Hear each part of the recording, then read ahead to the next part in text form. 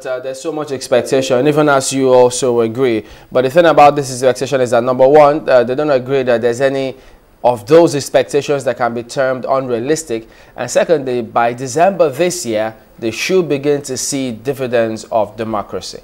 Absolutely, I agree. By December of this year, you would begin to see the change. You would begin to feel it. Nigerians will begin to see and feel the change that this administration, that the incoming administration has promised already. But it's very important to note that there is a difference between promises and expectations. You expect something that somebody didn't promise. We never promised that we're going to make dollar equivalent to $1 immediately after we take over. Those are the kind of unrealistic expectations I was talking about. But if it was a promise that we have made during the campaign stamps, then it is something that we're going to work hard to achieve. There's no rocket science about that. So there's a difference between making promises and expectations of people that are not based on any realistic promises or campaign commitments that we have made. That has to be very clear. That is on the one part. But if it is any promise that the incoming administration have made during our campaign stamps, it is something that we are going to make sure that we keep to those promises. It's as simple as that.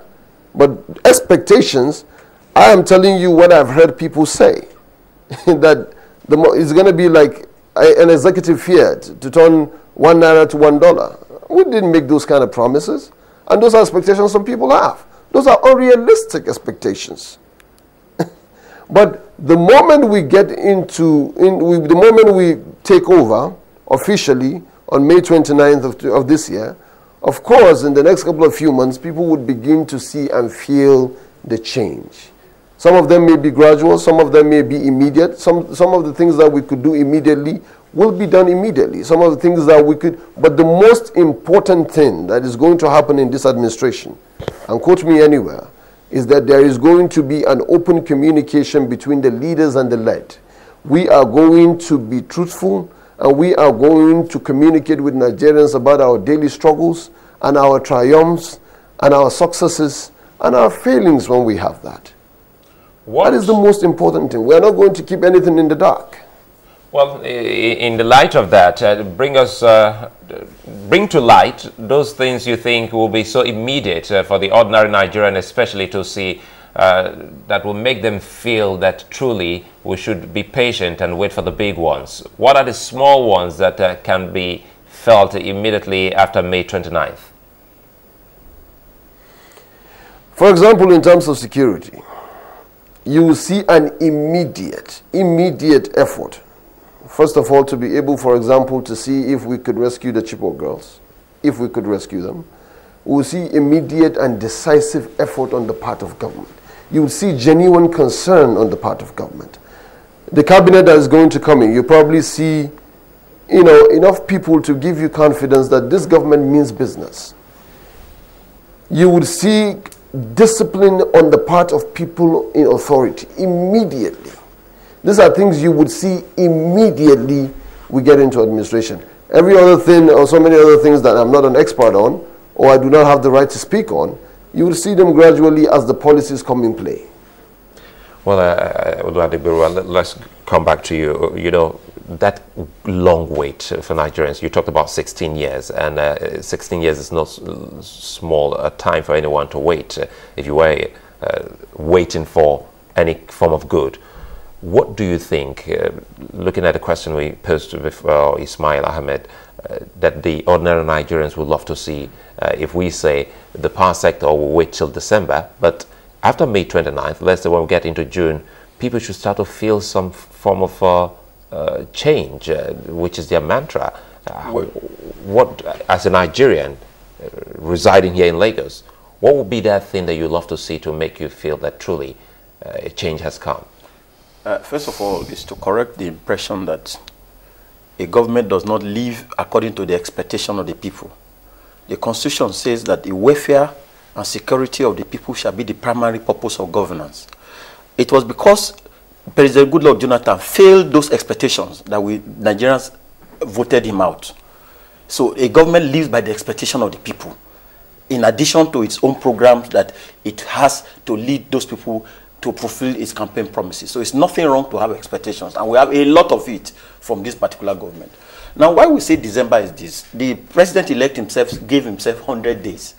So from May 29, let's say we start from June, July, August. Then we added extra days just in case he didn't know the intricacies of governance. That's why we added extra 2 months for him to say December. That was generous enough. Oh, yes. That's the formula for arriving at December. Oh, yes. Because we are working with his own agenda. He has a document by which he says it's a covenant. A covenant is something that is enforceable. And that covenant says, immediately I come into office, I will establish a crime response squad. That is immediate from May 29. By now, that squad should have been constituted. That squad is meant to combat insurgency.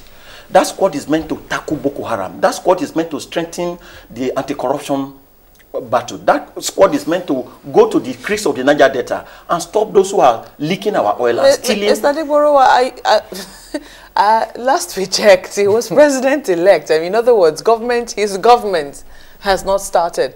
Can we really say that this government has wound down? Because here we are. This is an immediate problem that we're facing in South Africa, for instance, where our citizens' lives are in danger.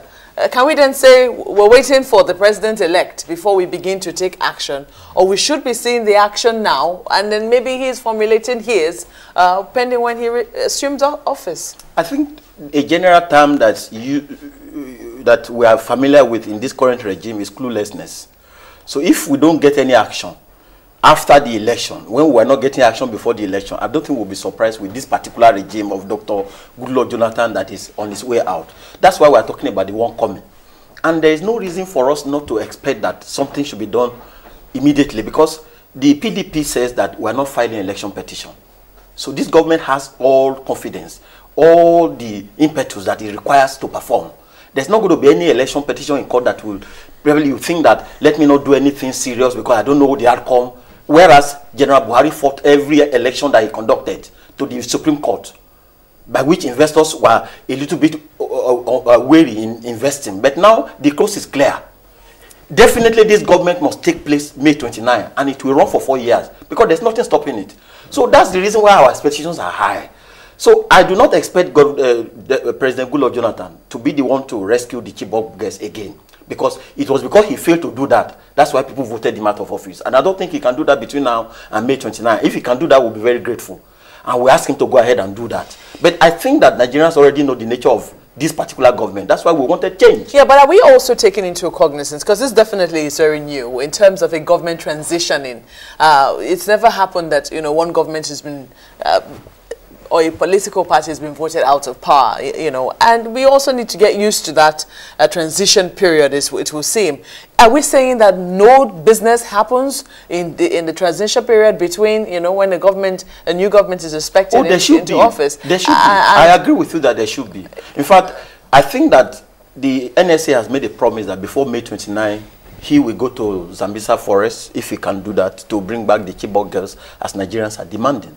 And we are still putting pressure on them to do that. It's not impossible. That's assuming they are. The NSA didn't say that. The NSA didn't say that. The NSA said they're going to take Zambisa Forest. Like Zambisa Forest. Being the person who is leading the security agencies in Nigeria, I expect that he will be there himself. That's why I said he will go there. Mr. Ismail, well, let's get your closing comments on this one. But it's clear now. He's given us the political formula, how we arrived at December, because it looked at the covenants that General Buhari had with Nigerians. And so, looking forward to interesting times ahead, you think we all shouldn't?